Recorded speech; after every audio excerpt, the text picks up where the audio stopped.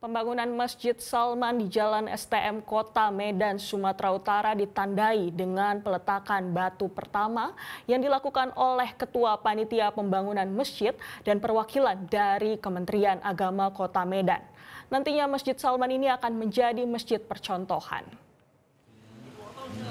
Dibangun di atas lahan 3.000 meter persegi, pembangunan Masjid Salman di Jalan STM Kota Medan resmi dilakukan peletakan batu pertama untuk pondasi bangunan.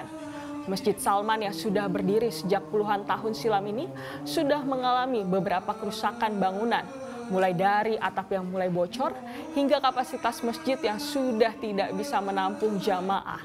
Rencananya Masjid Salman ini akan dilakukan pembangunan dan berubah bentuk menjadi salah satu ikon di kota Medan.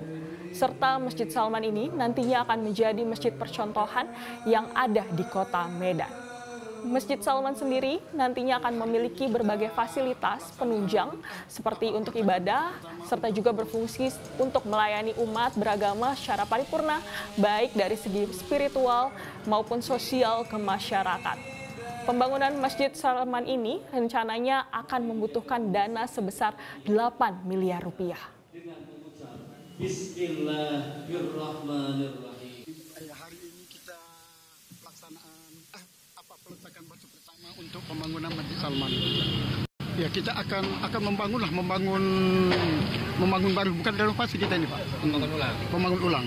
Kita mau bikin untuk ikon di Jalan STM ini lah, Pak. Masjid Salman ini. Bangunannya ini 30 kali 32 setengah. Kalau untuk luas lahannya sendiri berapa ini, Pak? Luas lahan ini 3.029 meter. Kalau untuk dana yang dibutuhkan?